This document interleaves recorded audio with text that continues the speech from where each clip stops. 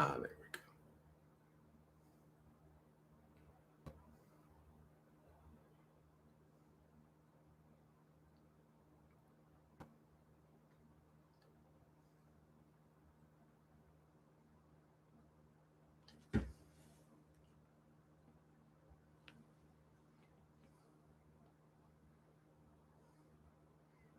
Hello, millionaire. Welcome, everybody.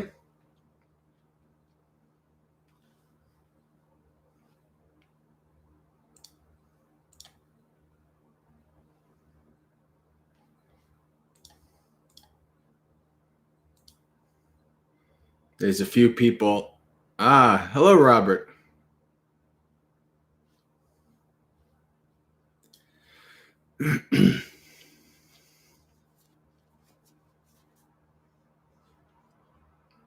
Hello, Audrey. And I'm assuming John. Yeah, I've been back home for 2 weeks now. Well, has it been 2 weeks? No, it's been a week. This is the second week. Hello, Adriana.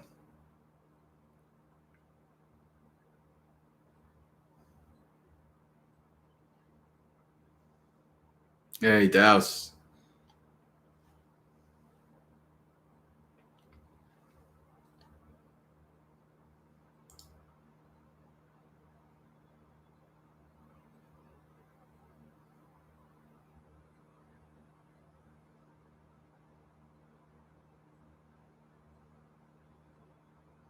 Master Bob. That's a name I'm not familiar with. Is this somebody from the Discord, or did you find me via YouTube? Hello, Bella and Gautam. Welcome.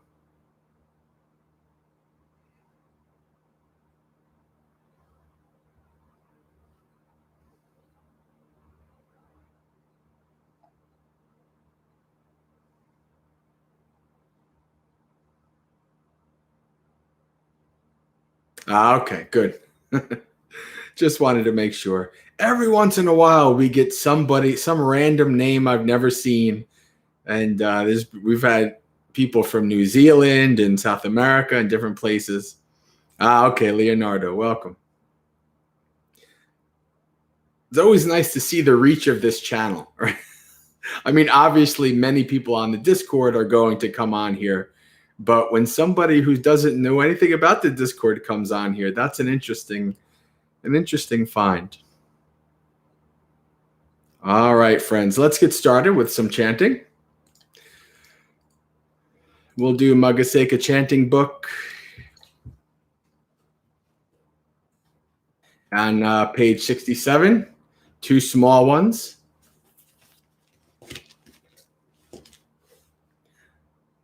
Tanha janeti imangehang aneka jati never mind. Namo tassa bhagavato arahato samma sambuddhassa. Namo tassa bhagavato arahato samma sambuddhassa. Namo tassa bhagavato arahato samma sambuddhassa. Aneka jati sangsarang sandha visang anibbisang kahakara kangave santo dukkha jati punapunang kahakara ka dittosi punnagehang nakahasi sabbate pasuka bagga gahakutang visankitang visankara gattang chittang tanhanang kayang ajjaga. And the next one, Tina Kanka. Yadhahave patubhavanti dhamma attapino jayato brahmanassa attassa kanka vapayanti zabba yato pajanati sahetu dhammang. Yadhahave patubhavanti dhamma attapino jayato brahmanassa attassa kanka vapayanti sabba yato kayang pachayanang avedi. Yadahave patubhavanti dhamma atapino jayato brahmanassa vidhupayang tittati maransenang suryova ubhasayang antalikanti. All right, English. Craving is the builder of this house. Through many a birth I have wandered in samsara, seeking but not finding the builder of this house.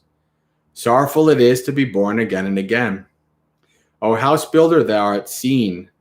Thou shalt build no house again. All thy rafters are broken, thy rich pool is shattered. My mind has attained the unconditioned. Achieved is the end of craving. All doubts vanish.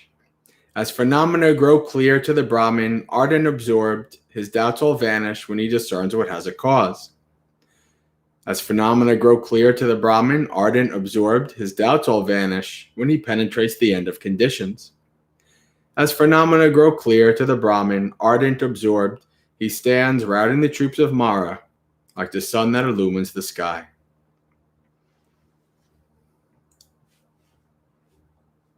All right, friends.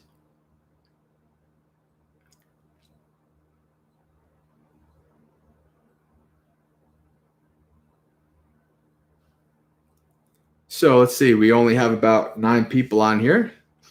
I wonder if my channel is being suppressed.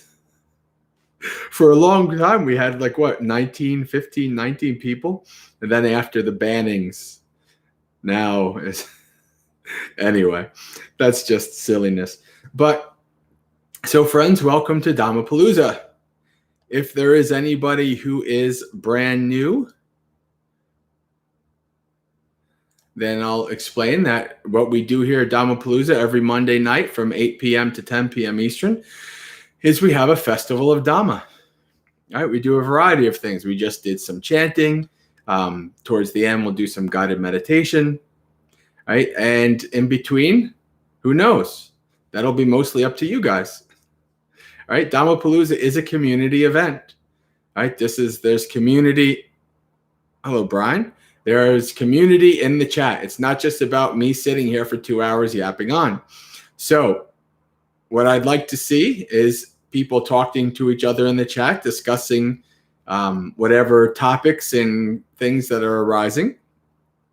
I do have some backup suttas and topics and things like that for us to go over. But I like to give you guys a chance to mold how this is going to go. So, Brandon. So if you have any topics you'd like me or the community to discuss, you can put the topics in the chat. If you have any questions, you can put those in the chat. Okay? Even if you have any recommendations for a sutta you'd want the community to read, you can put that in the chat. And so we'll give it a couple minutes to see how the chat goes. And if nothing comes up, then I'll go ahead with my pre-chosen sutta and we'll go through it.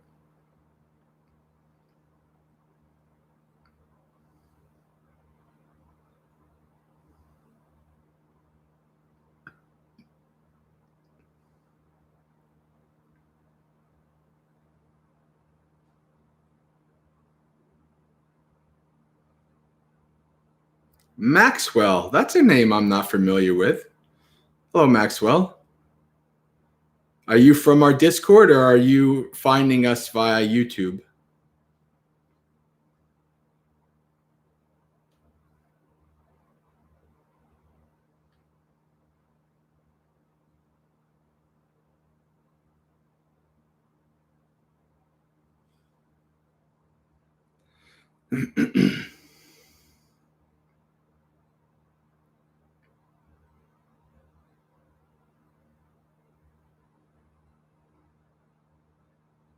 Ah, very good.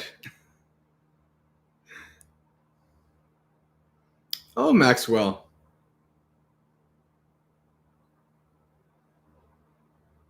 Yeah, your parents attend many of my things. Very good. Good to see the whole family. When I used to go to back pre-COVID days, when I actually traveled and taught Dhamma to people, when I would go to Western West Virginia, I don't know if Cindy Del Chocolo, she's one of the group from that group. she would know what I'm talking about. There's this family. They're pretty young. I think they were only maybe a little bit younger than me, right? This really cool couple. And the first time they came to one of my retreats, it was just them. But after that, they would bring their daughter, and it was just cool to see like the whole family. And the daughter would ask me questions and things like that. So it's really neat to see families, get involved in these things.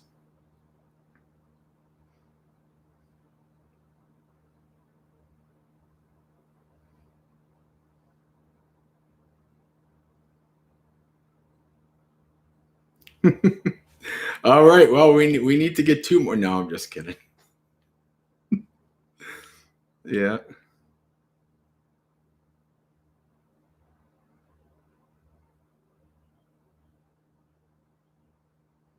Good question, Robert. So, the Buddhist ethos is essentially kind of live and let live in a way. For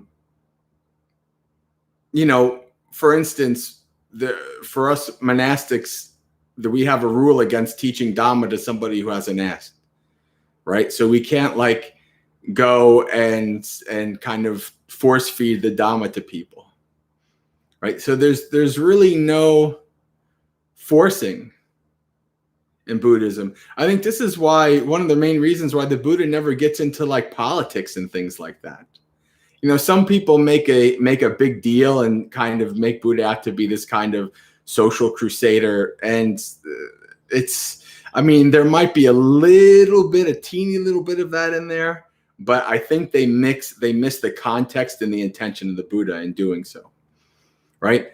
So there's no real, the Buddha doesn't go into the weeds about these kind of things in the early texts, in the suttas, right? Like he'll talk to a king and he'll say, these might be good things for a king to do, right? But he's not talking about this sort of government and that sort of government and these laws and that laws. It's not his thing. So it's really, as a matter of fact, to be honest with you, that's one of the main reasons I was not a big fan of Christianity, because of the kind of like, send missionaries to the jungle. And I don't like force. I don't like force. That's all. My politics was libertarian. It's the same thing, right? I'm very anti-force. And I think Buddhism is the same way, right? The Buddha doesn't get angry at people, doesn't yell at people. If they do something, if they act unskillfully, he's like, well, they're gonna, they're subject to their karma. That's the way it is, right? He's not trying to force people to be a certain way. Even in there's a couple places in the suttas where you see this, right? Where like a Brahmin asked the Buddha, how is it that when there's a Buddha here, right, and there's a fourfold assembly, that some of your disciples are seen to progress and become awakened and others are not? And the Buddha, goes through this long list, and basically at the end he says, I can only show the way. Right? He can't force anybody to become awakened. There's no force. Right? This is all about, because you know why? It's a wise thing. It's the same thing with vegetarianism, right? I think we talked about that last week, where the Buddha, is kind of pushed to enact these, 13 ascetic rules. And he says, no, it's up to each person if they want to do it that way. Right? So it's very, to me, this is one of the main things that really in the beginning attracted me to Buddhism, right? Because this lack of force, right? The Buddha does quite straightforwardly tell you you're responsible for your actions. So, if you want to act stupid, you can. It's not going to end up good for you, but he's not going to force it on you. That's a big thing.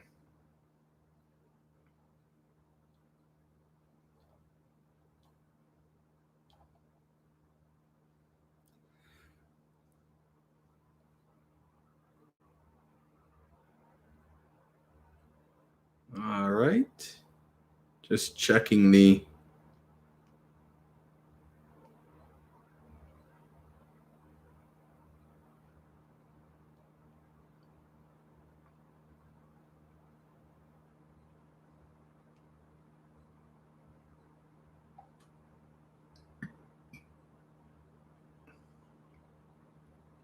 Douse, the observer witness consciousness, this is not something that's in the early texts, so I don't really know a lot about it. I mean, you hear like the observer, you hear that a lot in Thai forest teachings, but it's not really something the Buddha talked about, as far as I know. Like I saw on the chat that David mentioned this witness consciousness. I had never heard that term before in my life. No idea. Maybe it's a commentary thing. I'm not sure. So there's not much I can say about that. Now, what I would say is even Ajahn Chah, he talks about this stuff briefly, but he's much more EBT aligned than many of the other Thai forest masters. And he doesn't make a big deal of it. He doesn't make it out to this because one of the dangers is kind of attributing some kind of a self to the observer, right? But there might be this quality, right, of being an observer in your mind, right? I talk about it with Satipatthana, where if you have a pain, right, and you're really wrapped up in it, but as soon as you practice Satipatthana, you apply Satipatthana to it, you kind of become detached. And you almost don't feel it as a personal thing, right? And because of that, there's less pain.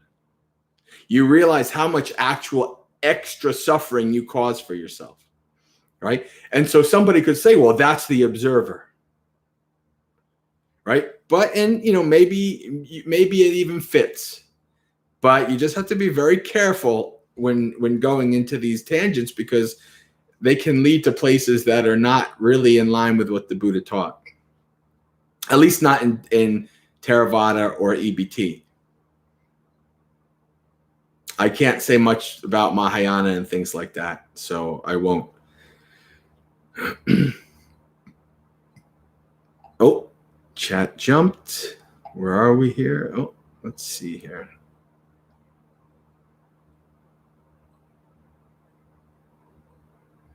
Adriana says, what a blessing if only my parents practiced Dhamma. Well, I don't know. Buddhist parents could be pretty tough. I've seen those Sri Lankan parents and the Indonesian parents and all them. They can be pretty tough cookies, those Buddhist parents.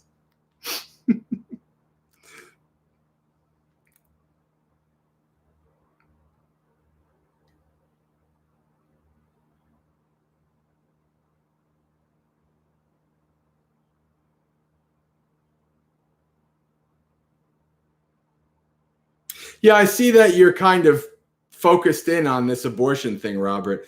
The Buddha didn't talk about laws. So, I mean, and I would be very careful to say what you think he would or wouldn't have been against, because we just don't know, right? The Buddha was not of the business of making laws in samsara.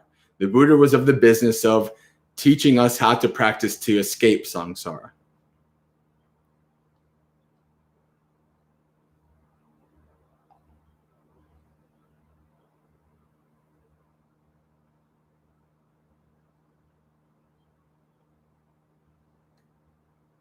Adriana says, although I'm sure some of us have gone through that phase where we try to convert all our friends to Buddhism.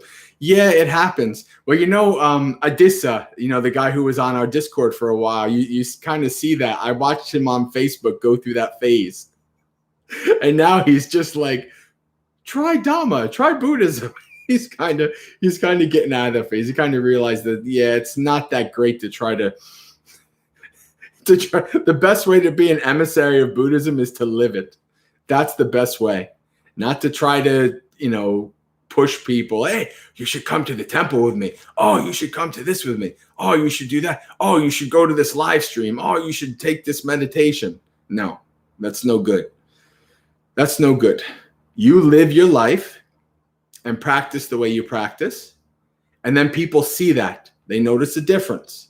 And then they start to come. And when they're ready, they come and ask questions. And then you can say, oh, well, this is what I do. And if they're interested, sometimes they'll be like, okay, interesting. And they'll go away. And then maybe a year later, they'll come and ask more questions, right? Sometimes people will get interested and they'll move down that path. And sometimes they're just curious and then they never do anything about it, right? It's not up to you. You just do your practice. You follow the Noble Eightfold Path. Anybody who wants to come to you to learn about it, you can point on their way and help get them started. That's a good thing. But their path is not yours. You're not in control of it.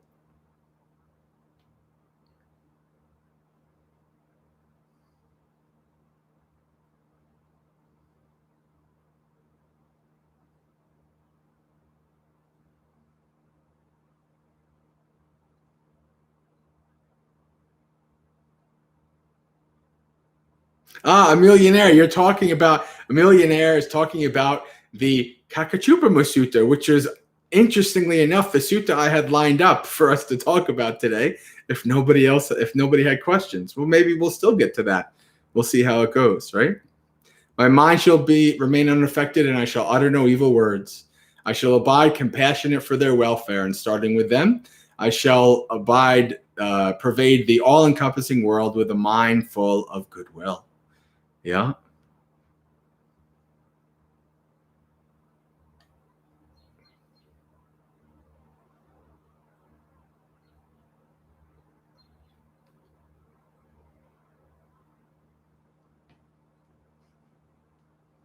Oh, chat jumped.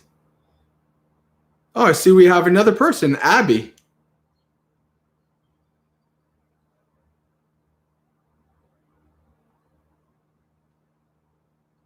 Oh, wait. Oh, wow. The chat really jumped. Okay. Here we go.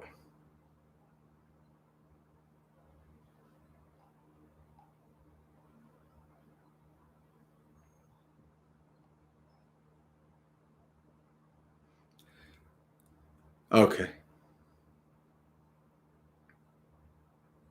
I have no comment on Thich Nhat Hanh.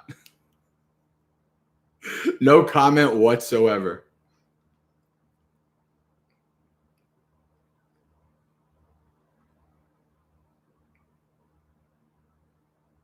Oh, okay. Abby, Elaine. Okay, I gotcha. All right.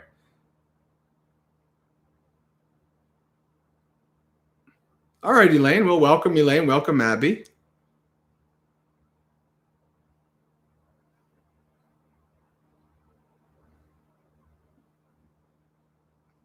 Well, I'm always glad to have an impact. So it's always good to hear.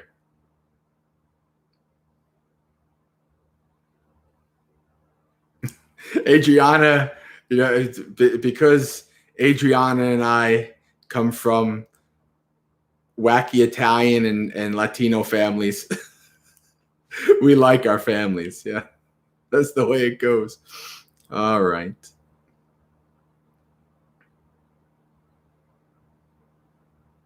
Brandon says the observer is still not self. Correct. Exactly.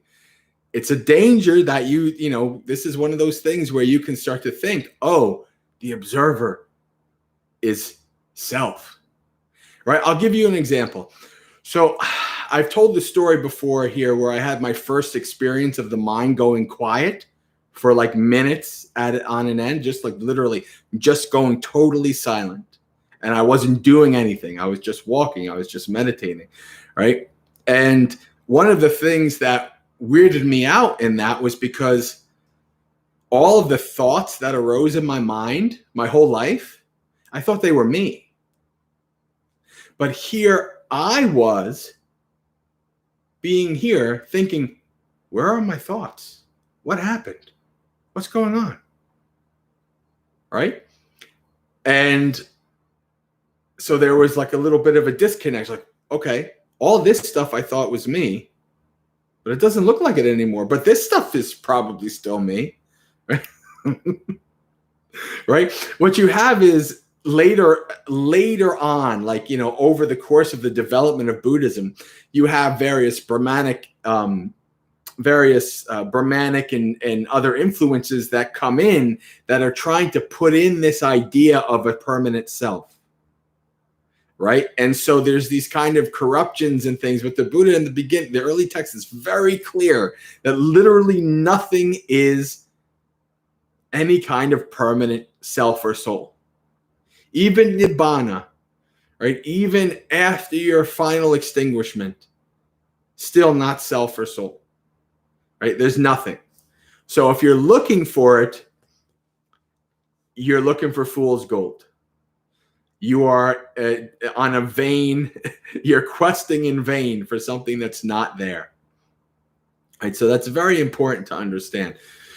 You can see, like I said, I see the observer as kind of a quality of the mind, right? It's a mode of the mind, right? To be able to look at things in a certain way, right? It's like a permanent anything, right? It's not, something other than what it is. Right. So that's my view on that. Again, the observer thing is not an early text thing. And when I say things like it's not an early text thing, that doesn't necessarily mean I'm saying that it's stupid or it's bad or it's whatever. What I'm saying is it's not an early text thing. So I don't really know a lot about it and I don't follow it. It's not something I get involved in. Right. So it's not to berate it or negate it or say it's bad or good or whatever. It's just not something that I get involved in. So like you see that a lot in Thai forest. In all honesty, teaching wise, I'm not a huge fan of Thai forest. I'm not. Once you get past Ajahn Chah, there's no real monastics out there that say, oh, wow, this is amazing Dhamma. It's just not there. So because there's a lot of influences, right? Ajahn Chah is the closest to early texts that you're ever going to find in Thai forest, right? So for me, Ajahn Chah is tops. There's not one thing I've ever listened to or read of Ajahn Chah, and I've pretty much listened and read to it all, where I would say, oh, what is this kind of wackiness? No, right? So, if you're somebody who does have a focus of the early texts, then you're going to focus on the monastics and the teachers who live and study and teach by the early texts, right? That's what I'm trying to develop myself as. I've studied and I've practiced via the early texts for 13 years now, something like that, right? And I've been teaching or what I like to say, sharing Dhamma from with the early text as a focus for 5.5 years, almost 6, right? So this is my gig. This is my speciality, right? And I'm not even a scholar. So I'm not an expert on these things. I'm still learning, right? I'm still practicing. And I have a group of, more senior, more scholarly monks that I look to in helps of understanding and interpreting the early texts.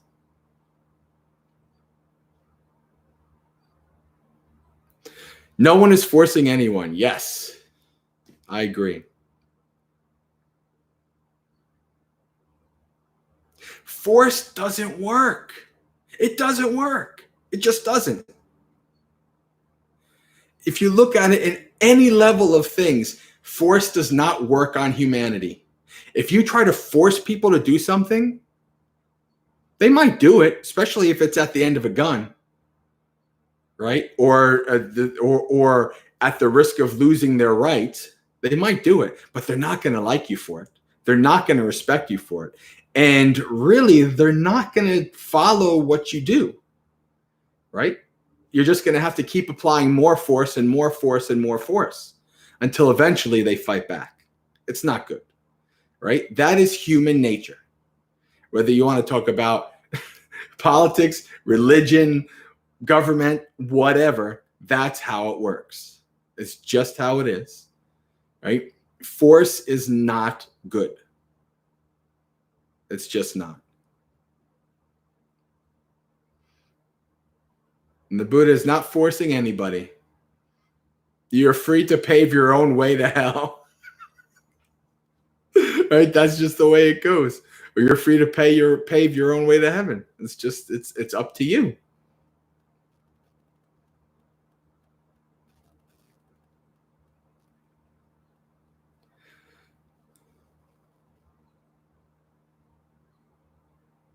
Your parents aren't supposed to be your friend. Agreed. That's one of the biggest issues with today. For sure.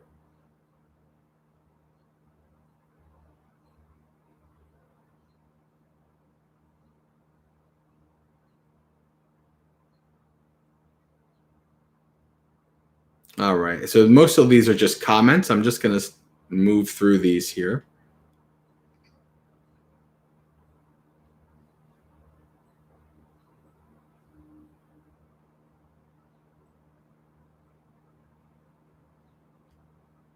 Oh, another jump.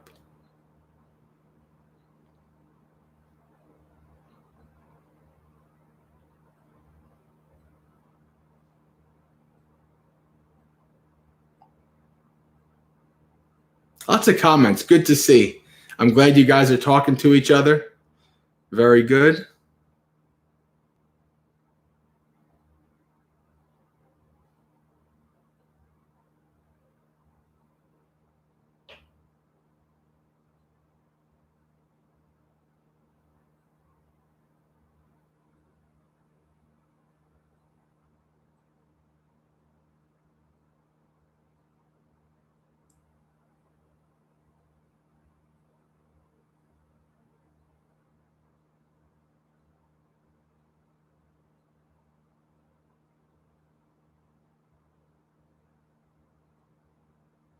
Eli's trying to type something and the autocorrect is not helping him. Something about King Bimbisara trying to get his wife to go see the Buddha. I'm not familiar with that, to be honest with you. Doesn't ring a bell. But I do mix up the kings and their wives, I have to admit. I do mix up. All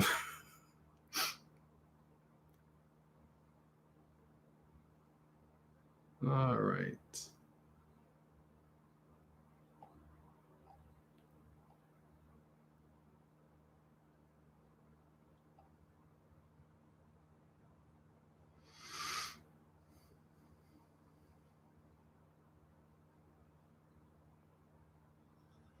Some Tick Not Hot stuff in the chat. I'm staying out of that. I'm not getting involved with TNH. All right. Okay.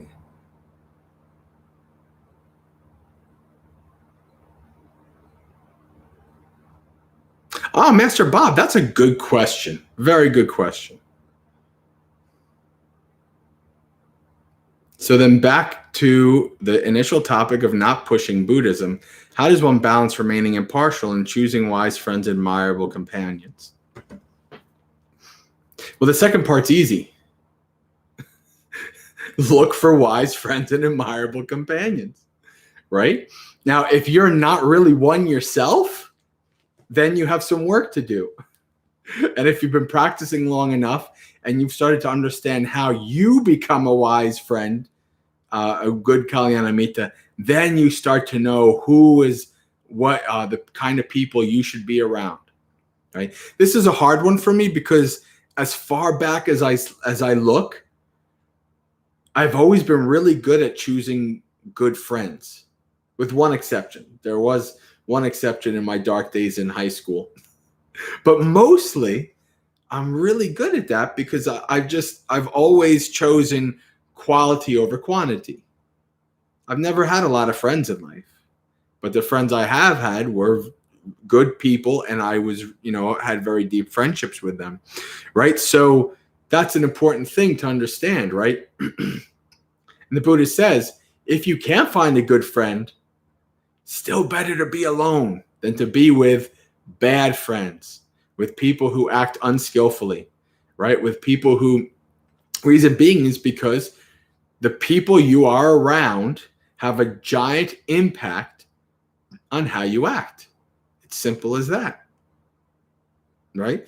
So, it might take some practice in getting used to and understanding, but over time you understand who's worth having as a friend and who's not. And then you don't go up and make this proclamation, I have deemed you not a good friend and I shall never see you again. No. Oftentimes it's a matter of your choices, right? So instead of going out and partying, you start to go to the monastery, right? Or go on retreats, right? And so you kind of, as you try to live more skillfully, live more virtuously, the people who are not doing that will either try to drag you back to what they're doing, or they'll just fade away, right? So it's a slow process, but it's a very important process. It's so worth it to have good people that, can watch your back and you can watch theirs.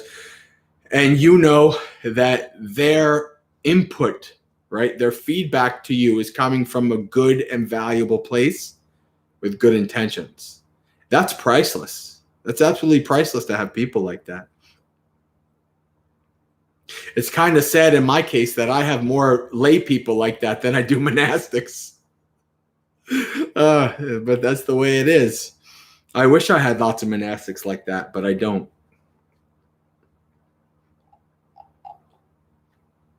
For a variety of reasons. All right.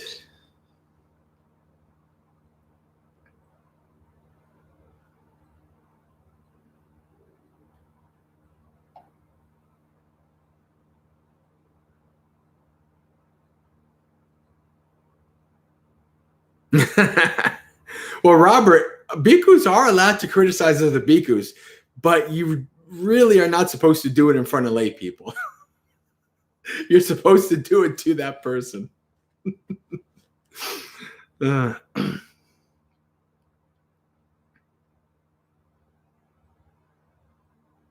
if it's something major, like a bhikkhu's doing really bad stuff, then it's a matter of the whole order, the whole community of monks where that person lives, not just one person. Oh man, I keep losing track of the chat. That's a double-edged sword. It's a good thing and a bad thing.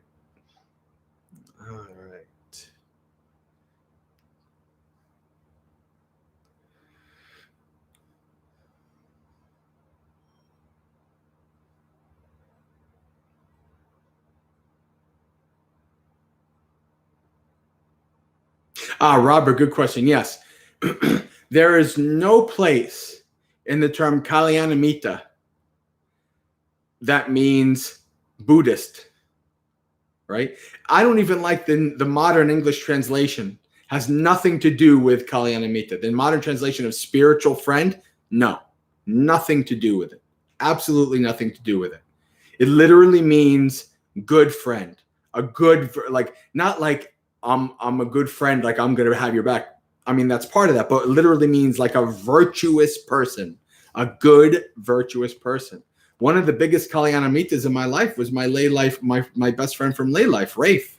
He's not a Buddhist, but we always supported each other in the path that we were on and in doing better, right? And in trying to figure out more skillful ways of living in this wild, crazy world, right? That's a Kalyanamitta. Right? Now, if you're a Buddhist, then obviously it's an extra bonus if they are also a Buddhist. Right? But they don't have to be.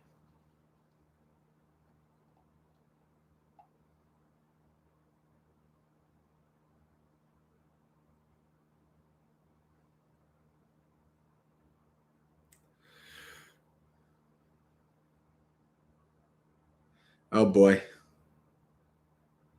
Now they're talking about the Inquisition in the chat. And not the Mel Brooks version. Uh,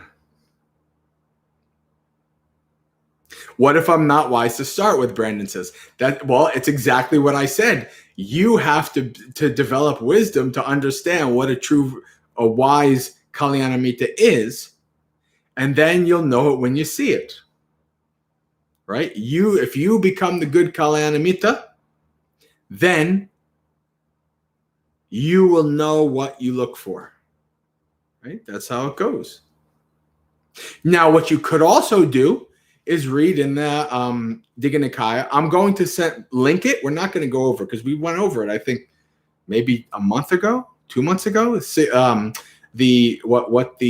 What our old friend James calls the lay vinaya, right? The Sigalovada Sutta, where the Buddha actually talks about what's a good friend and what's a bad friend, right? So let me link that for you guys real quick.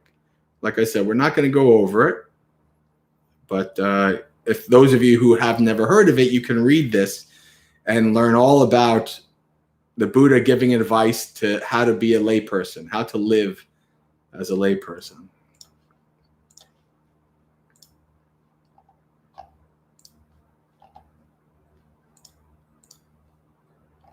I never remember what number that is. Let me see.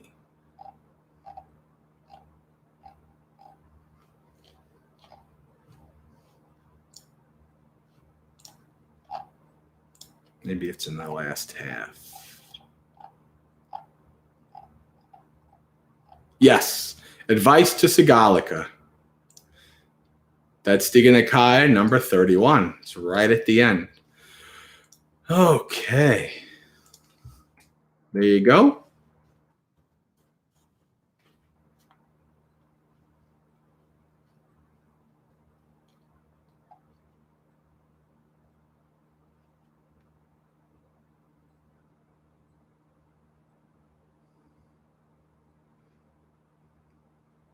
Adriana says the hard part for me is when you have to associate often with people who aren't maybe the best spiritual companions, such as at work or even home. Boundaries. Boundaries, boundaries, boundaries. Sticking up for your boundaries. Right? Not falling to peer pressure. Right? Who gives a crap about peer pressure? Especially if you're not a teenager. Although I was one of those rare nerds that didn't care about it even back then. But even still, boundaries are important. And if you're not good at setting up your boundaries, sticking up for yourself, right? Then that's practice. That's part of your training, right? Part of your teaching, right? Because then when you can do that, you can do it to yourself as well. To Mara, when Mara comes in the mind, you can set boundaries. Say, nope, right? You are responsible, right? If you let those, unskillful people have an impact on you, it's not going to be for your benefit for a long time. It's going to be for your detriment.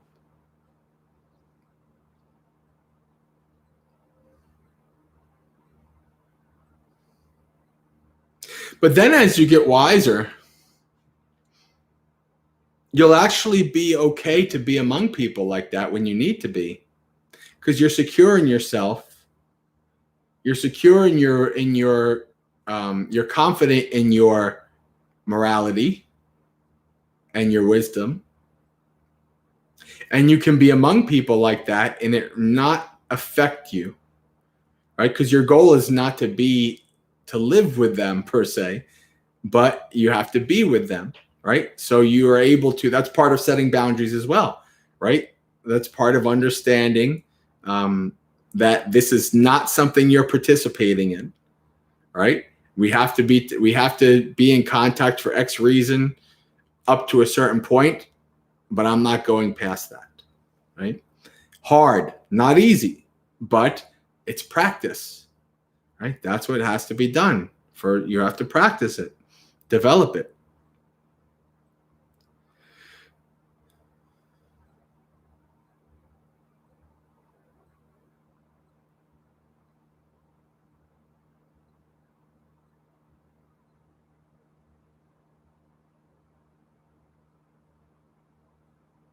Oh,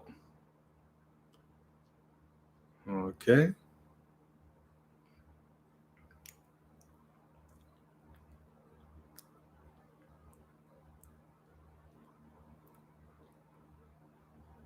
Eli's leaving. All right. Well, if you haven't left already, which most likely you did, thank you for coming on with us.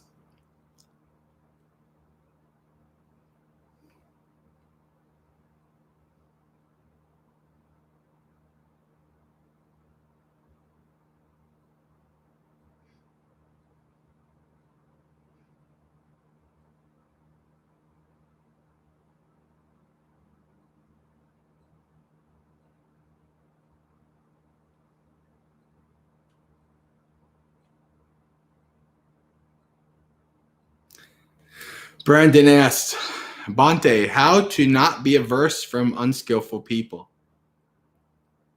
Well, see, this is where Buddhist compassion comes in, right? You can simultaneously not condone how somebody is, simultaneously not want to be anywhere near around them, but also simultaneously understand that they're another being in samsara, right? They're stuck in this tragic hellhole of a situation with the rest of us, right? And so you can understand, well, like this, it's no reason for me to take this personally.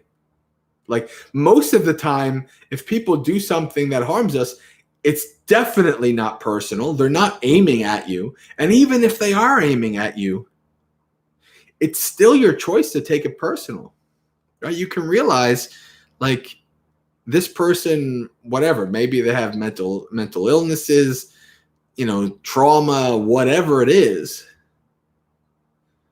right? That doesn't mean you have to take it. You set your boundaries, you get away from them, whatever. But that also doesn't mean that you have to have aversion towards them, that you have to have ill will towards them, right? That's the difference, right? It's like somebody who, somebody who commits a crime,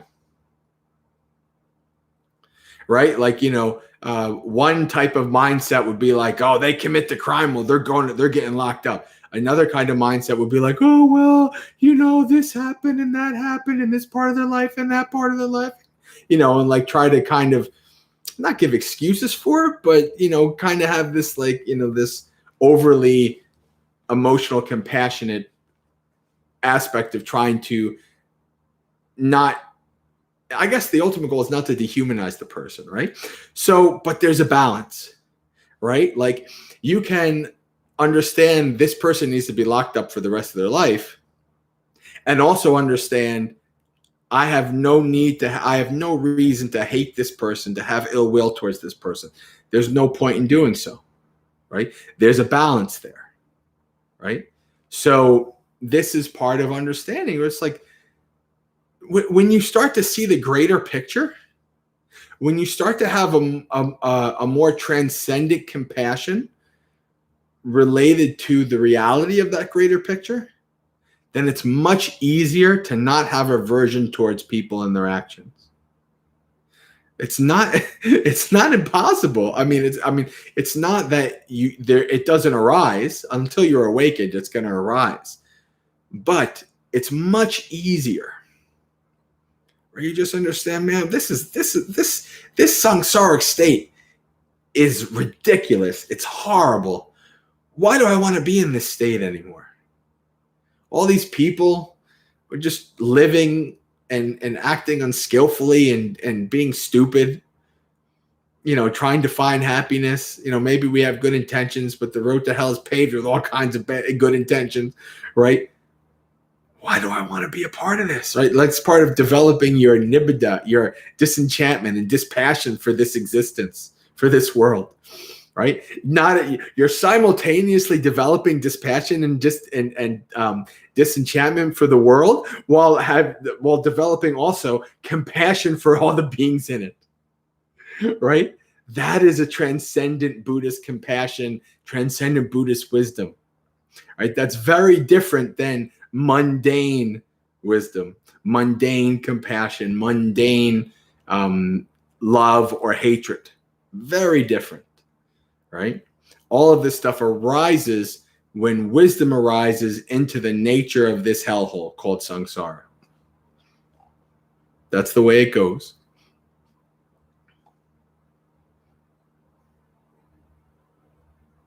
The Buddha's, they say the Buddha has the ultimate compassion. Why? Because he's able to look on and see, like, oh my God, all these people, they're being born and dying according to their karma. They're stuck in this rat race, this tangle. This is ridiculous.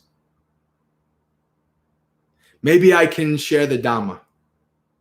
He knew that's all he could do, right? He ain't saving anybody. You can look in the suttas and you can see that there's lots of people. I always joke that I was probably one of those stupid monks that was lucky enough, good karma enough to be born at the time of the Buddha, but made a mistake and I'm still here, right? You see that in the suttas, like even Buddhist monks who were alive at the time of the Buddha, just doing stupid stuff, right? That's the way it goes. Like, this is samsara. This samsaric state is not worth sticking around in. The Buddha picks up animal dung on his fingertip and he says, I don't approve of even this amount of samsara. Right? Buddha doesn't approve of coming back to samsara in the samsaric state. Buddha approves of getting the hell out of the samsaric state, getting off the train, saying, yeah, I'm done with this. I've had my fun. I've had a couple quadrillion, bazillion lifetimes or whatever. That's enough. I'm done. Right? So it's a big difference, right? To understand that, things, to understand people enough and your own mind enough, because when you understand your own mind, you understand yourself. And you understand this enough, you're like, oh, why am I getting involved in this? Why am I getting wrapped up with hatred and agitation towards this? It's not worth it.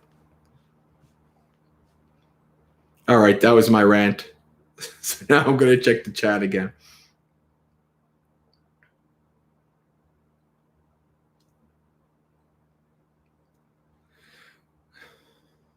Oh, the other thing is to realize how unskillful you are. I've been meditating for 15 years, been a Buddhist 13. I got a long way to go still, right?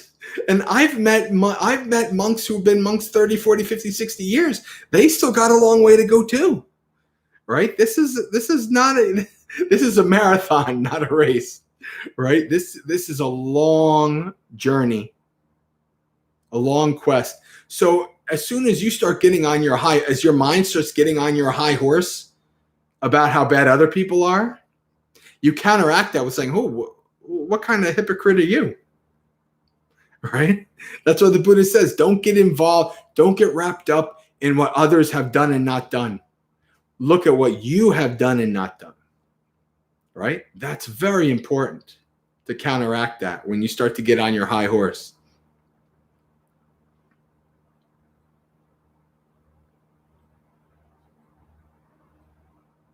You can even see me do that pretty much live.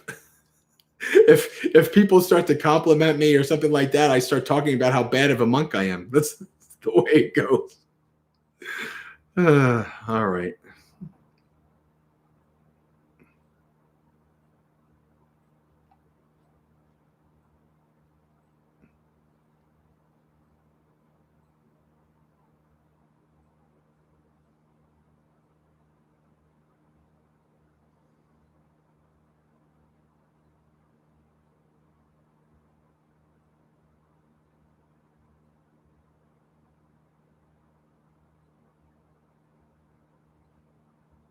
Hey, Elaine's like me.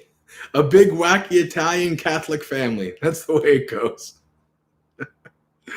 Yep.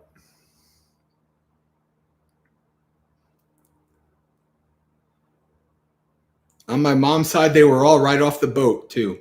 I'm first generation American on my mom's side. First generation born in America. All right.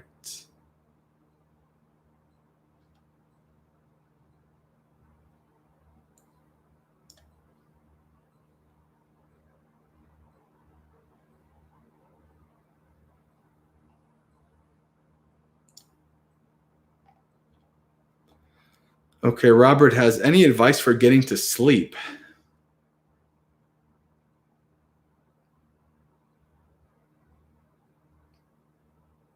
Yeah, I give you right. Look up. What the heck is the guy's name? He's a sleep scientist. He's really fascinating too. Send me a message on the Discord and I'll send it to you. Once I don't want to bother looking up because this is not really Dhamma per se, but like there's lots of things. Like for instance, if you one of the things that I really like is one of the tips he gives is don't get into bed unless you're actually tired. Don't develop the habit of like tossing and turning and being awake in bed. It's not good. It actually messes with your system, right? So if you're not tired, don't get in the bed, right? You can get in the bed, when you're tired. You can stay on the couch or whatever until then. Yeah. I mean, I can give the typical Buddhist response of like, practice metta, practice mindfulness of breathing. Although I'm not a big fan of doing the practicing mindfulness of breathing for the same reason as the tip from that scientist is that if you practice mindfulness of breathing to go to sleep, it's not going to help you with your sloth and torpor when you're practicing mindfulness of breathing when you're trying not to go to sleep, right? So, but if you practice metta, that's not a bad thing, right? But really, it's a matter, this is not really a Dhamma question because it's a matter of working with the underlying problems, the underlying conditions that keep you awake. That's the thing, right? Investigating that. Like one of the things that I noticed, most especially when I went to the monastery, it was hard to notice before that. But one of the things that I noticed was that like I like to read before I go to bed, right? And when I would have just the regular like little tablet screen, the blue light would keep me up. So then I learned about like having those red lights and that fixed that like that, right? So there's a lot of factors that go into having trouble sleeping, and investigating them, understanding them, and knowing them is important for that.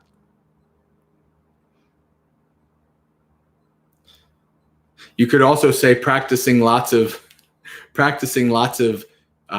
morality and virtue, and not getting too wrapped up in lots of the goings on of the world also help that as well.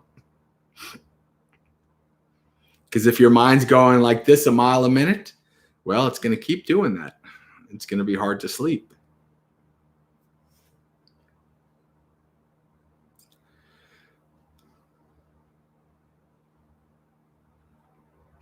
Tao says, how are the suttas for falling asleep? That's a bad habit. Don't do that. Don't equate the suttas of falling asleep. Not good. Because that means you're going to have a lot more extra lives in samsara. Equate reading the suttas with wakefulness, with energy. Then you'll be good. Master Bob says there's a sutta where the Buddha is insulted and he refuses the insults and has the insulter keep the insults. Yes, exactly. Yeah, that's the sutta about the gift. Is there anybody who has never heard of the simile of the gift from the Buddha? If everybody knows it, it's pretty common. I won't go into it. But if there's somebody who's never heard it, I'll talk about it. I'll tell about it. And Brandon says melatonin. Yeah, I guess that might be good too. I don't know. I don't know anything about melatonin. I'm assuming that's for sleeping.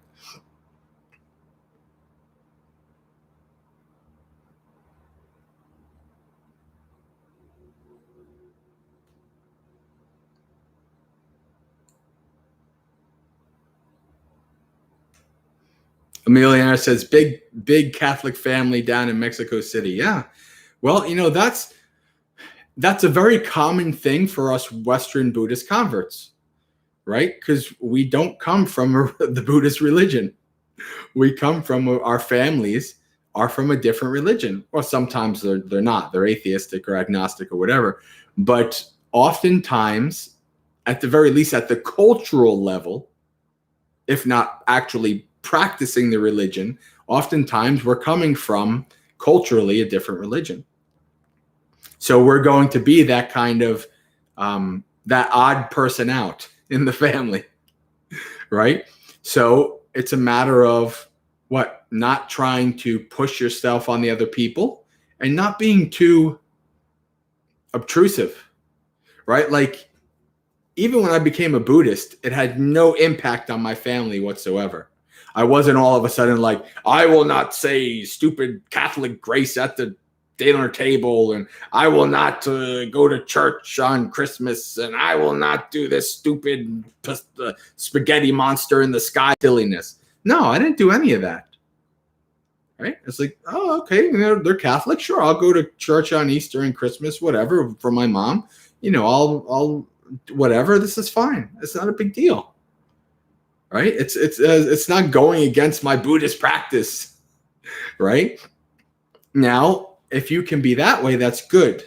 Then sometimes the family's not happy about it. Like my family, because I wasn't really kind of overly kind of invading their Catholicness, they didn't really say much about my Buddhism either.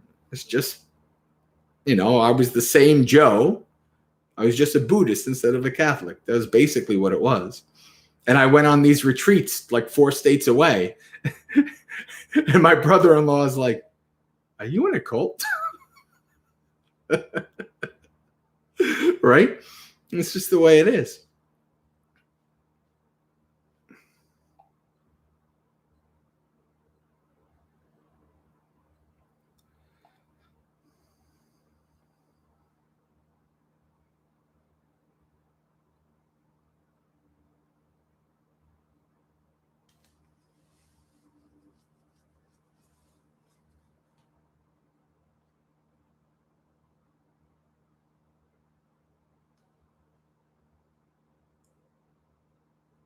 A millionaire, there's an interesting switch off going between the East and the West, because in many Buddhist countries, or formerly Buddhist countries, actually Catholicism is like skyrocketing, right? So like the Indonesian, like some of the Indonesian people come to me and say, like, in Asia, Buddhism is not so good, but we hope that in America it will grow well, right? And I'm like, I hope so too. It's going to be part of my mission to help it grow. So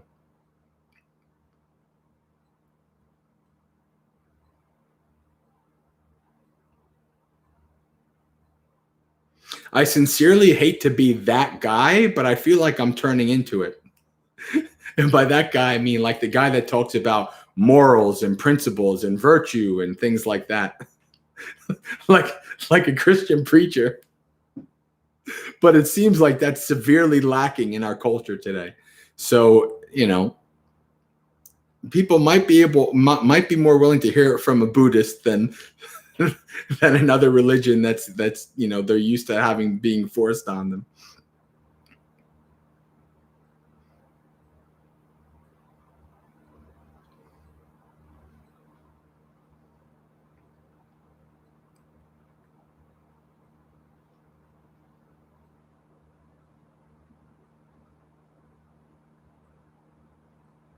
Oh, Brandon, my favorite Jesus is the Korean Jesus. You ever see the Korean Jesus who's all jacked? He looks like he's like a big bodybuilder on the cross. It's pretty funny.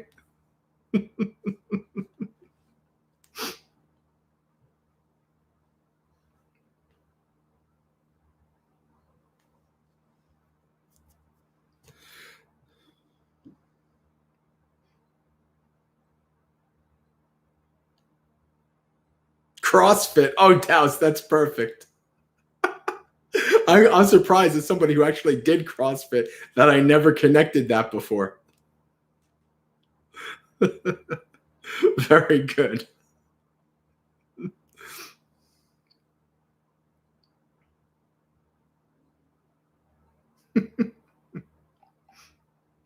Douse is becoming one of our new meme lords since we lost the old two. All right.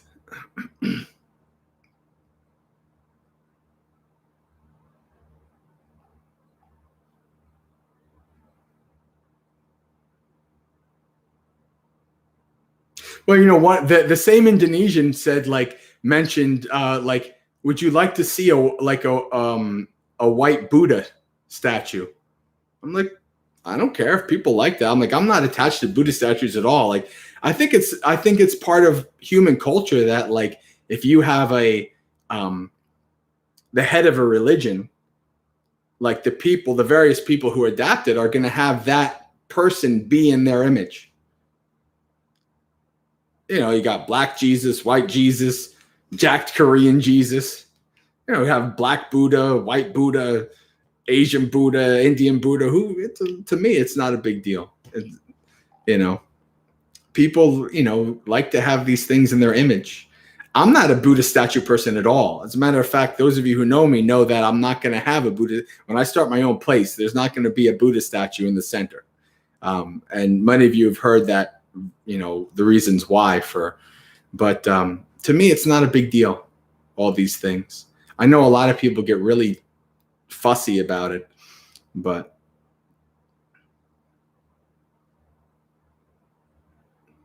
and in Burma, if you have a Buddha with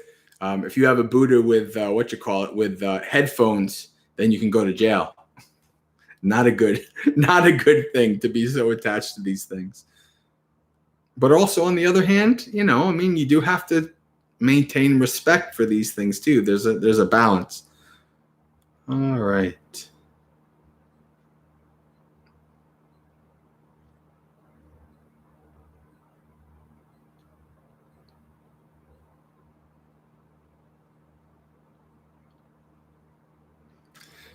Okay, I think that we have gone to the end here. I think this is a good time.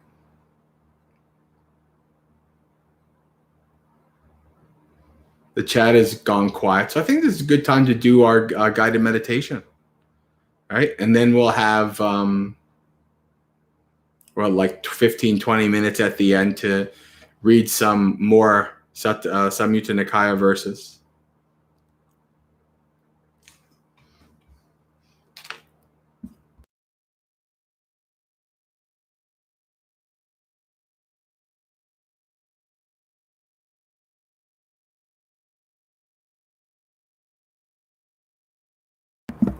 There we go. As soon as I say meditation, things start dropping like flies. I'm just kidding. All right, Master Bob. Have a good one. Thank you for coming.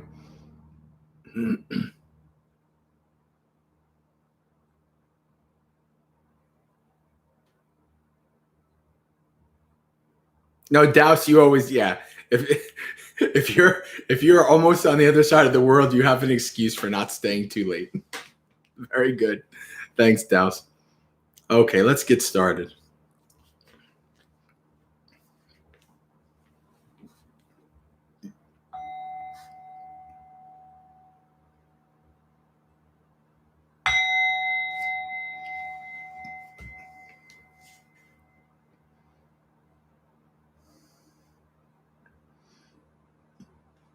Set up your body in whatever position is comfortable to you.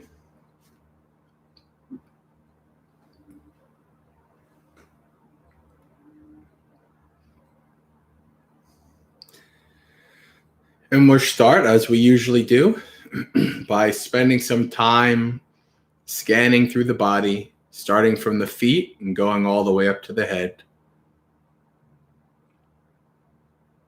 And at each part of the body, we will bring our attention to that part and see if we can connect with any sensations or feeling that arise. For instance, you might notice a small discomfort or pain. Right? When you do, you can try to adjust your posture to alleviate that. You might notice that the position of your body, the part of the body, is causing the posture to be imbalanced. Then that's also the time to adjust your posture there. The purpose of this is for two reasons. It's to provide a bridge between being active in the chat and in the live stream and bringing our awareness to the internal, to this mind and body. And the second reason is to be able to practice observing the body, understanding your posture, so that you can develop a posture that will be comfortable and stable with minimal pain for longer sitting. So bring your awareness to your feet. If you have trouble when you bring your awareness to a part of your body that is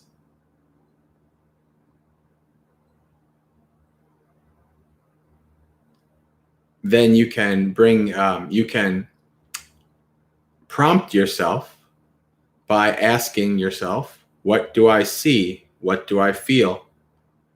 And as you focus on that part, perhaps pains and imbalances will arise, and you can see that and adjust accordingly.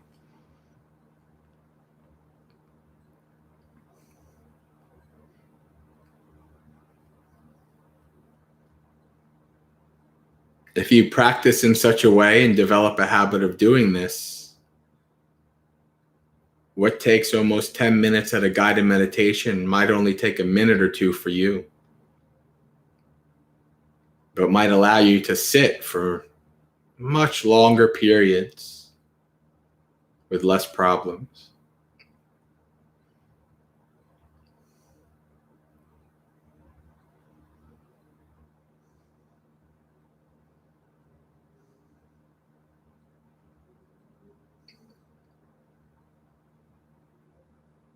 Bring your awareness up through your ankles, to your calves.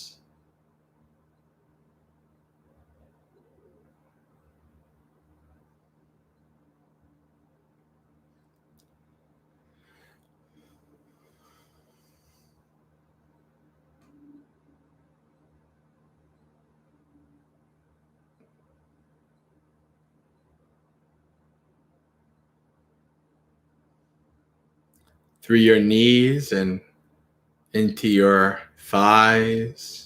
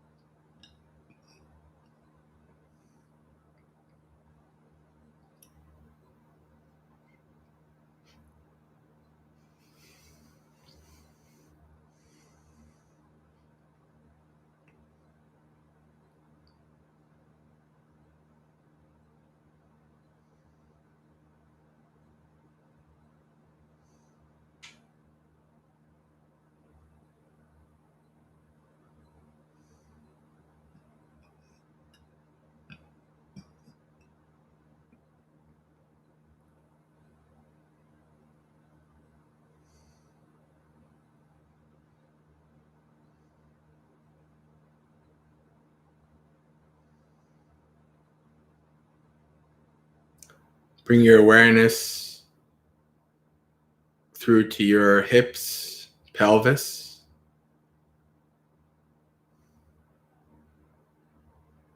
This is a very important part of the body for the posture. If you're sitting on a cushion, you want to make sure that your sits bones, your buttocks, are as evenly distributed on the cushion, and that the pelvis is in a position that supports the natural posture of the spine.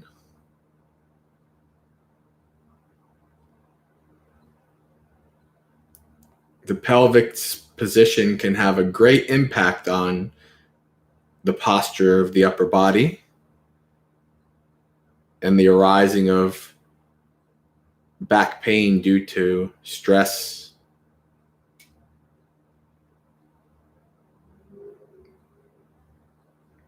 So it's a good thing to take some time to make sure that the lower body provides a firm foundation for the upper body like the cement foundation does for the house above it.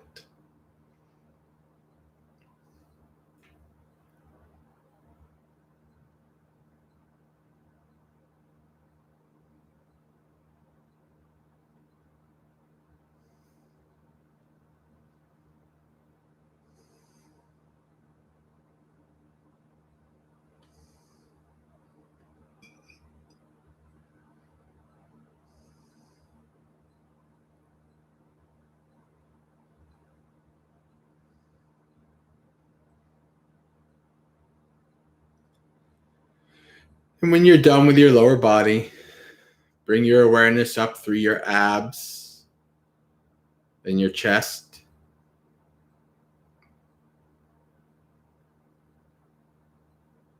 Check to see that the spine is resting comfortably in its neutral position, that you're not stressing and straining with the spine to keep the upper body up and stable. This will cause back pain to arise eventually.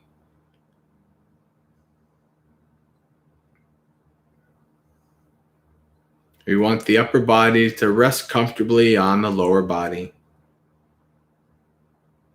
balanced in such a way that the upper body is not leaning or slouching in one way or another.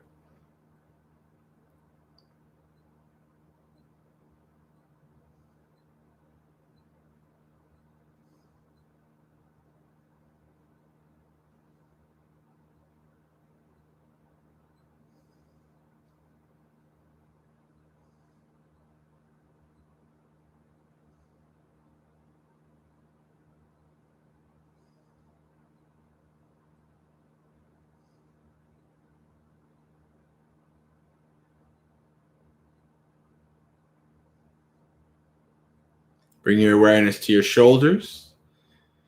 Make sure they're hanging loosely, not scrunched up and tight.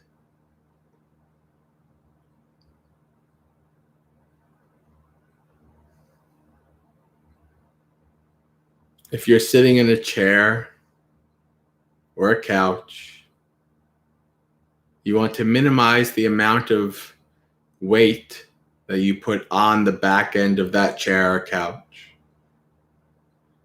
You want to try to develop allowing your upper body to stay up on its own. This way, no matter where you are, you can meditate.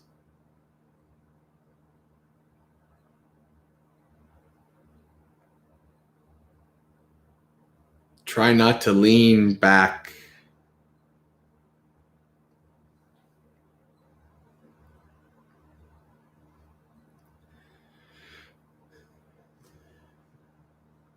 Bring your awareness down to the elbows and the hands. The position of the elbows and hands also has an impact on your posture, the position of your spine, etc. So check to make sure that they're in a comfortable and stable position that supports your posture.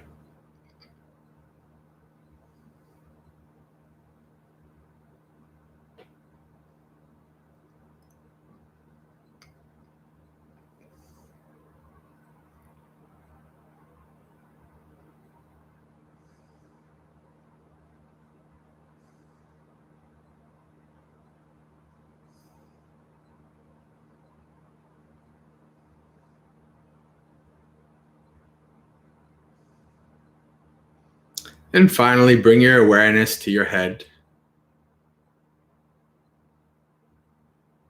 Check the balance of your head.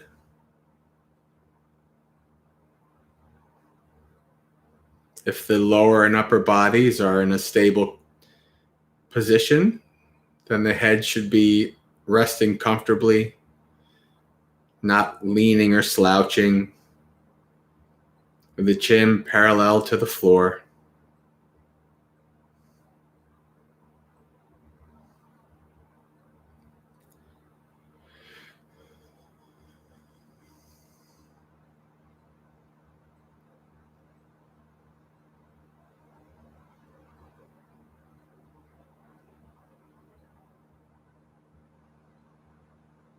If you're having trouble keeping your chin parallel, sometimes it helps to push the chin in a little bit, which lifts the head up a little bit.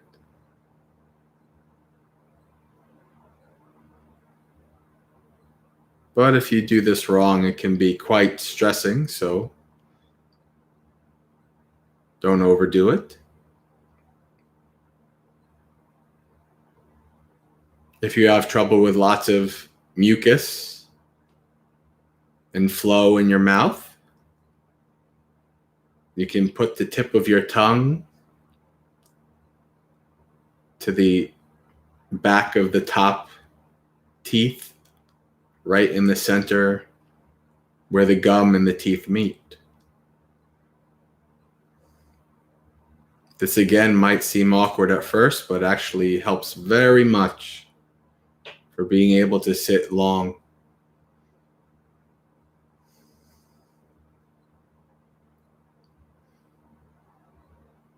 Good posture allows you to breathe freely, less restrictions, less stress and strain on the body.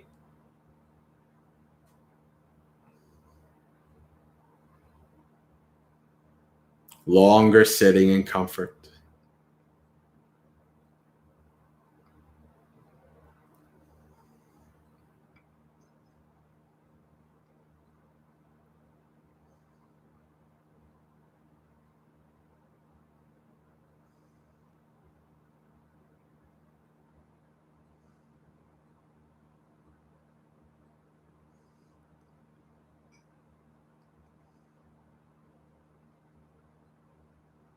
And when you're done setting up your body in a comfortable and stable position, let the body go and take 3 deep breaths.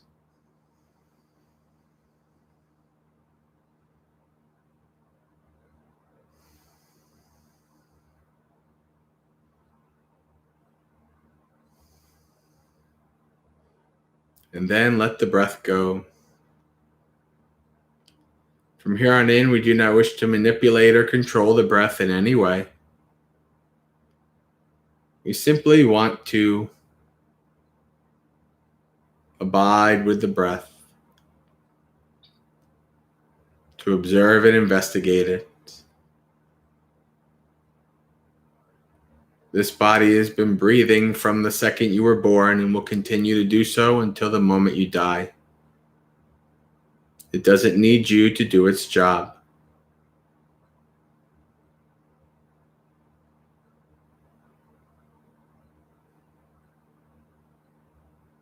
Your job is to watch as this body breathes in and breathes out, to stay with and investigate the breath, to understand the breath.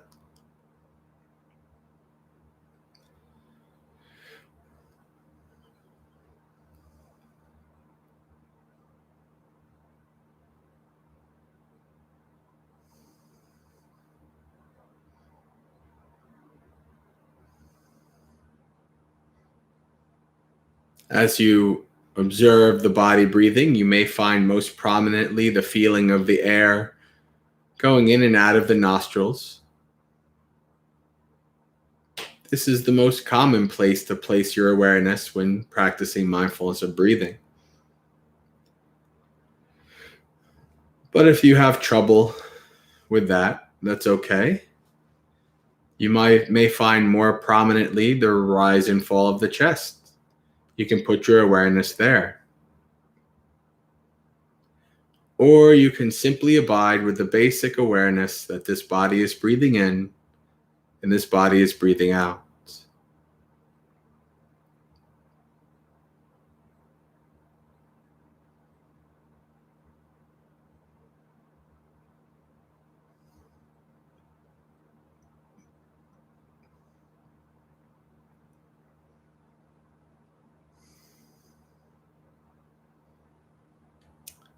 Friends, we come to our meditation with many responsibilities, worries, and burdens. Many things that will seek to come to our mind during meditation. Family and friends, work and school, the past and the future. For the time of our meditation, we practice laying down our burdens, letting go. Just as the mighty Atlas holds the world on his shoulders, so too do we each hold our world on our shoulders, a heavy burden.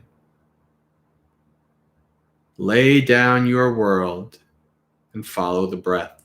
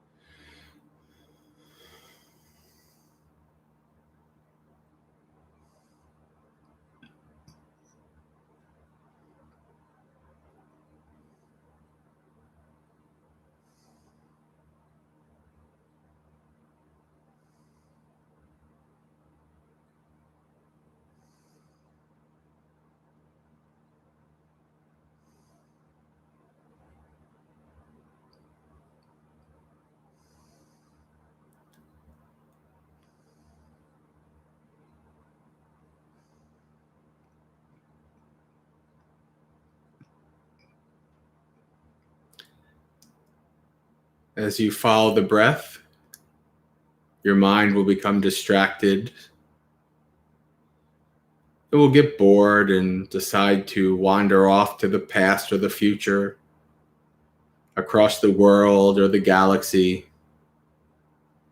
anywhere but here following the breath.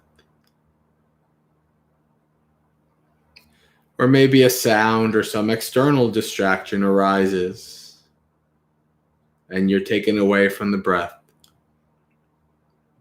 This is normal. You did not fail or do anything wrong.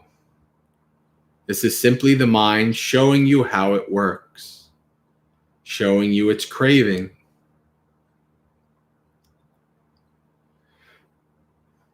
Whenever you get distracted away from the breath,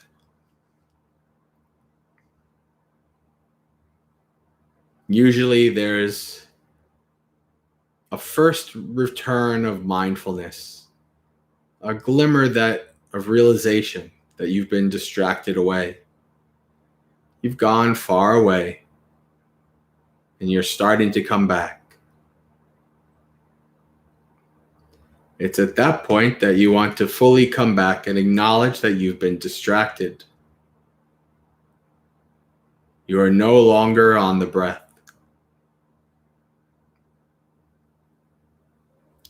And then once you've acknowledged it, practice letting go of the distraction if you haven't already.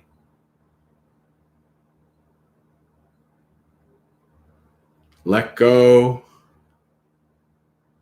by not getting agitated or angry and trying to push it away, nor by getting excited and wrapped up in it and wanting to think more of it. Just let it be, not giving it any energy, and return to the breath. The breath is home. This body is always breathing as long as you're alive.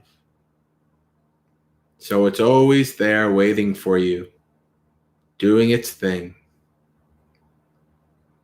No matter where you are and what you're doing, you could always pause and find the breath.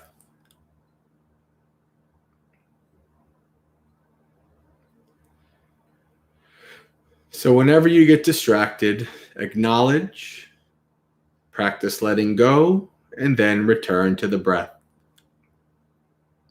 If you get distracted 100 times in a minute, then acknowledge, let go, and return 100 times in a minute.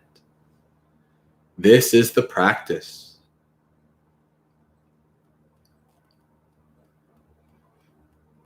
Always return home after going away.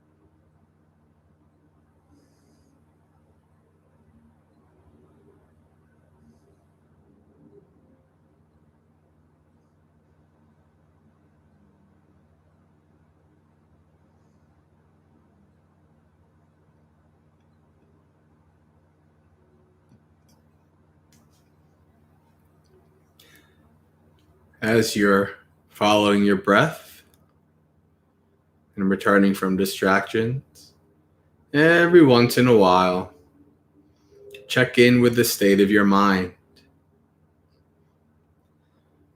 Is your mind becoming more tranquil and peaceful or not?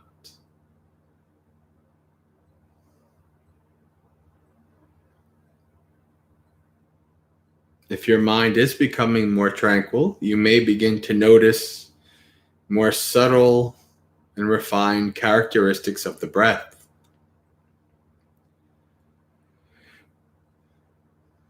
You may see that sometimes the breath is long and deep, sometimes short and shallow.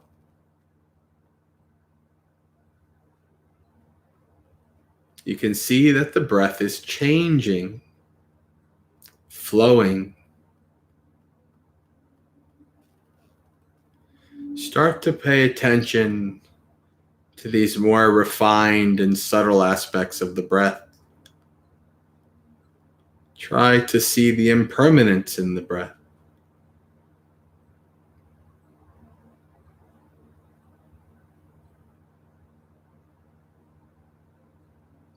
The breath can take you all the way to awakening if you let it.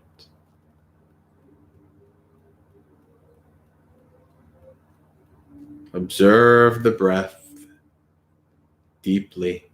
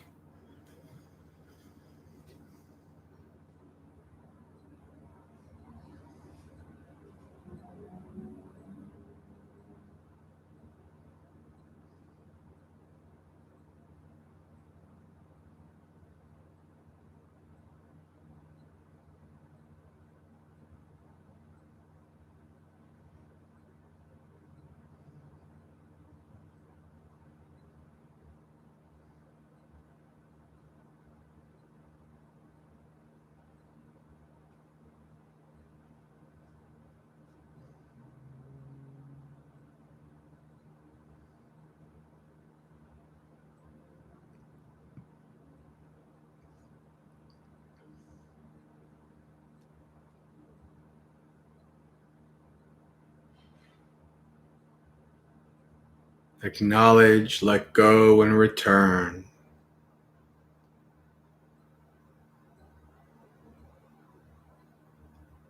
Let the breath lead you deeper and deeper. Follow the breath.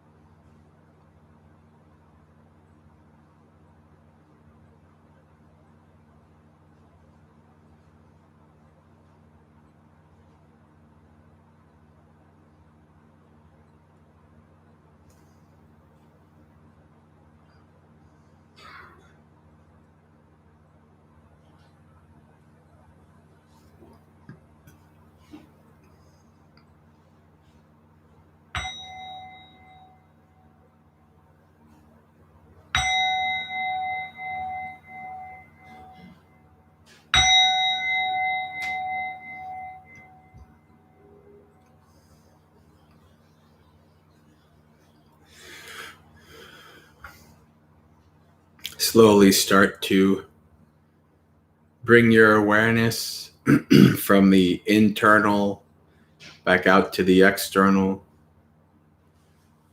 opening your eyes, becoming aware of the room that you're in, the computer and the live stream, your friends in the chat.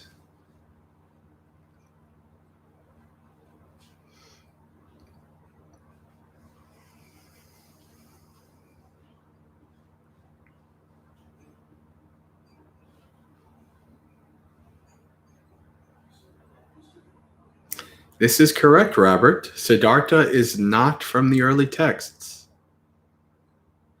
The only thing that we know about the Buddha is his clan name.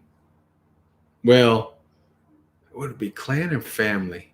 So he's from the Sakyans, and the family name is Gautama. Right, so that's why they call him Buddha Gautama.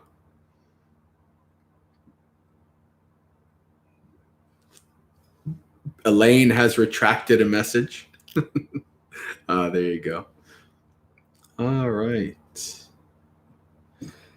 Okay, friends. Audrey wants to know about the simile of the gift. That's an interesting. I don't know if I know the sutta off the top of my head, but I think I can Google it real quick. Let me find it for you.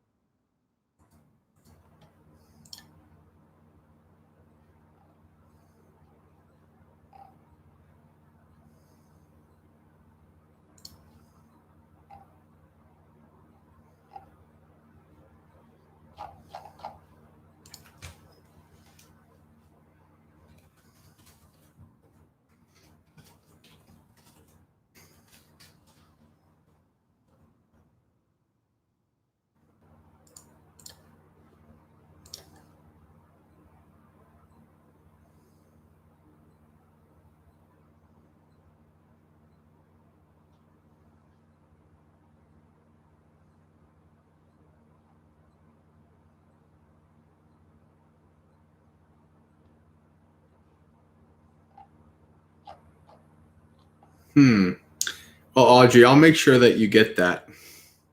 I don't. Oh, wait. Is it? Because I'm looking at that sutta. I'm not 100% sure that's the right one. Let me see. Oh, yes, it is. That is good shot, Adriana. Yeah. I found it via Tanasaro's translation, so it wasn't the one I was used to, but that's it. SN 7.2. Good shot. Here's the one I was looking at.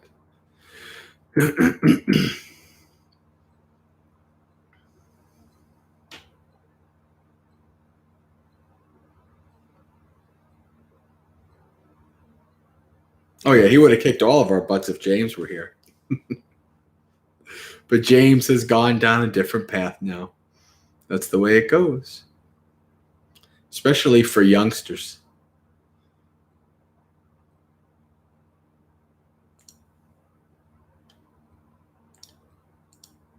All right.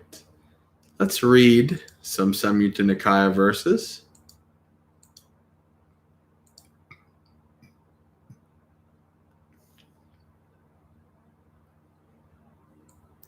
So we are on SN 214.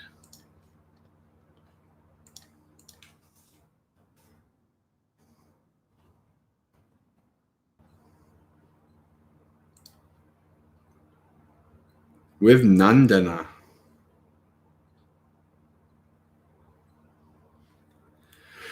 Standing to one side, the god Nandana addressed the Buddha in verse. I ask you, Gautama, whose wisdom is vast, the blessed one of unhindered knowledge and vision. What kind of person do they call ethical? What kind of person do they call wise? What kind of person lives on after transcending suffering? What kind of person is worshipped by deities? Another response, a person who is ethical, wise, self-developed, becomes serene, loving jhana, mindful, who's gotten rid of and given up all sorrows. Defilements ended, they bear their final body. That's the kind of person they call ethical, the kind of person they call wise. The kind of person lives on after transcending suffering. That's the kind of person worshipped by the deities.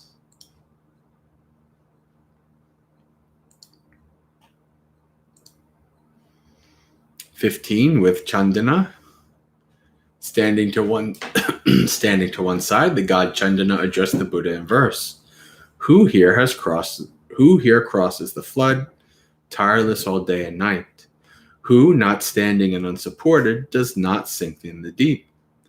Someone who is always endowed with ethics, is the response. Wise and serene, energetic and resolute, crosses the flood so hard to cross. Someone who desists from sensual perception, has moved past the fetter of form, and has finished with relishing in greed, does not sink in the deep.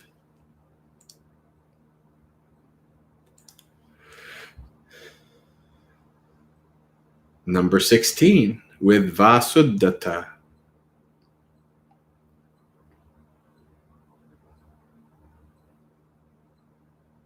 Standing to one side, the god Vasuddhata recited this verse in the Buddha's presence. Like they're struck by a sword, like their head is on fire, a mendicant should go forth mindfully to give up sensual desire. Hey, there's a rhyme. You don't see that too often in the suttas.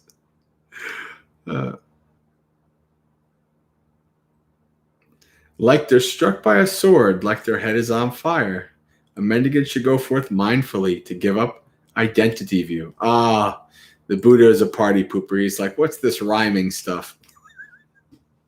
Giving up identity view is more important. All right.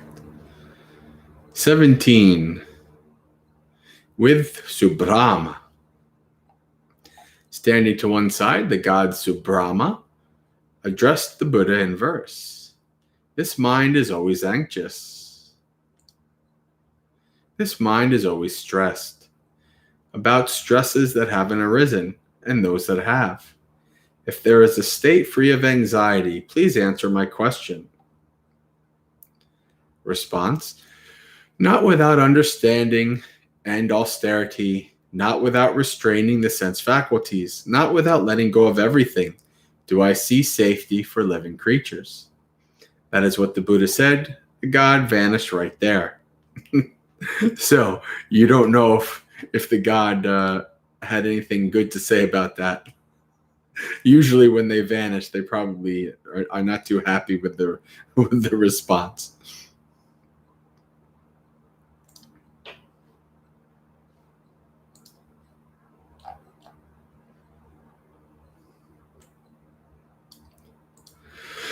All right, 18, with Kakuddha.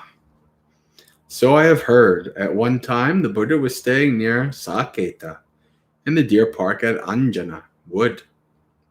Then late at night, a glorious god Kakuddha, lighting up the entire Anjana wood, went up to the Buddha, bowed, stood to one side, and said to him, do you delight, ascetic? What have I gained, sir? Well then, ascetic, do you sorrow? What have I lost, sir? Well then, ascetic, do you neither delight nor sorrow? The answer is, yes, sir. That's like one of those, the modern memes where it's like there's two options and the person says, yes. Right? Well then, do you neither delight nor sorrow? Yes. I hope you're untroubled, mendicant. I hope that delight isn't found in you. I hope that discontent doesn't overwhelm you as you sit alone. I'm genuinely untroubled, spirit, and no delight is found in me. And also discontent doesn't overwhelm me as I sit alone. How are you untroubled, mendicant? How is delight not found in you? How does discontent not overwhelm you as you sit alone? The response: delight is born from misery. Misery is born from delight. Sir, you should know me as a mendicant free of delight and misery. After a long time I see a Brahmin extinguished, a mendicant free of delight and misery. He has crossed over clinging to the world.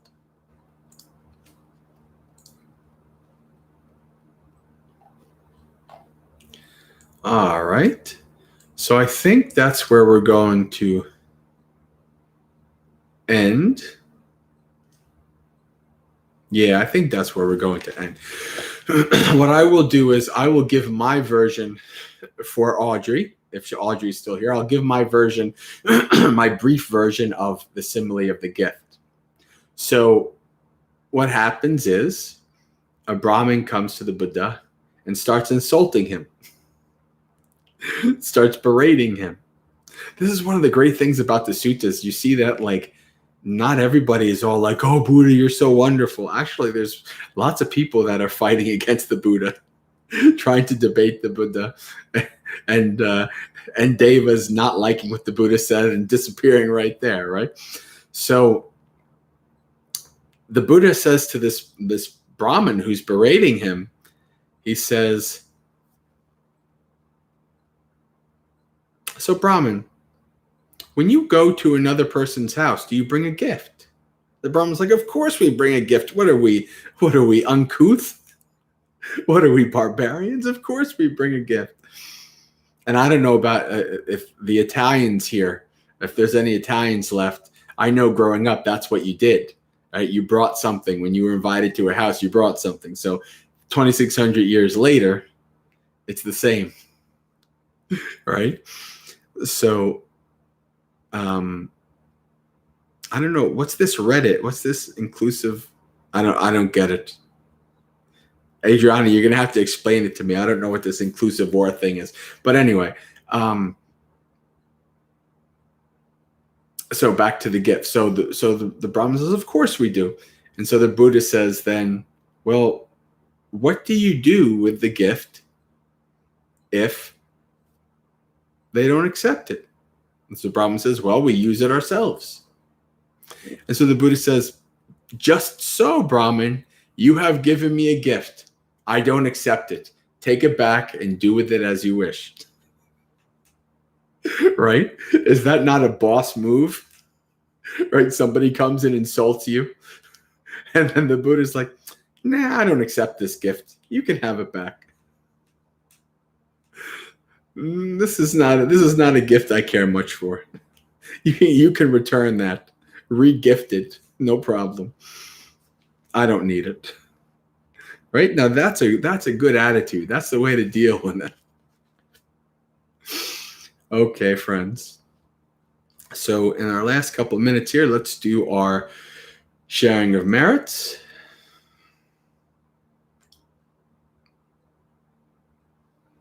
If I can find it, where did it go? All right.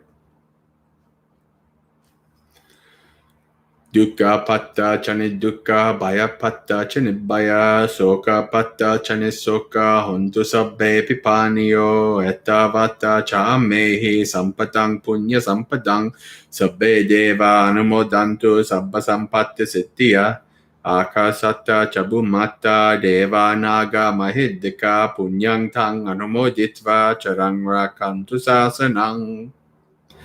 May the suffering ones be suffering free, and the fearful fearless be. May the grieving shed all grief, and may all beings find relief. May all beings share in this merit that we've thus acquired for the acquisition of all kinds of happiness. May beings inhabiting space and earth, devas, nagas, and yakas of mighty power, share in this dispensation of ours, share in this merit of ours. May they long protect the Buddhist dispensation. Sadhu, sadhu, sadhu. I finally got the English right, mostly, without too much messing up. Okay, friends. So we come to, you're quite welcome, John. We come to the end, right? Another Dhammapalooza in the books, and another one. Let's see, am I going to be here? Yeah. Okay. Actually, I might be back for Dhammapalooza on the 31st too. I'm going to be going with Reed on a little retreat from the 26th to the 31st, but I should be back for Dhammapalooza. We'll see how it goes. But so, friends, if you like, please do subscribe and hit like and click the button and all that, so that you can be notified whenever I do anything on the channel. I do this every Monday and every in the mornings. Current schedule, we do what's called the morning monastery experience. So it's about 20 minutes to a half hour of some precepts, some chanting, and a little Dhamma talk. And that currently is running currently running Saturday, Sunday, Monday, Tuesday. Depending on where I am, it changes, right? So right now, Saturday, Sunday, Monday, Tuesday, and maybe every once in a while a Wednesday morning. We'll have to see what happens. But there's a good community of about between 6 to 9 of us that are on, that come together in the morning to go through this, what is essentially the experience of what you'd have if you were in a monastery in the morning. So, friends, and I'm going to start, I think I'm going to start, now that I have some more time, I'm going to start doing more things like continuing to answer. I haven't done an Ask a Bhante question in like 2 years. So I have a few people who've asked me questions that wanted me to do an Ask a Bhante response on my YouTube channel. And if you have any of those, feel free to send it to me in the Discord or via email. So it gives me ideas for that. And yeah, I'm trying to get back into these things. It's a good time now. That is until if I get to go to California and disappear for a couple of months. But we'll see what happens. Who knows how it's going to go. But anyway, friends, until next time, Sukhi Hotu, may you be happy, practice well, and be well. I wish you a very spiritually successful and peaceful week. Until next time, friends.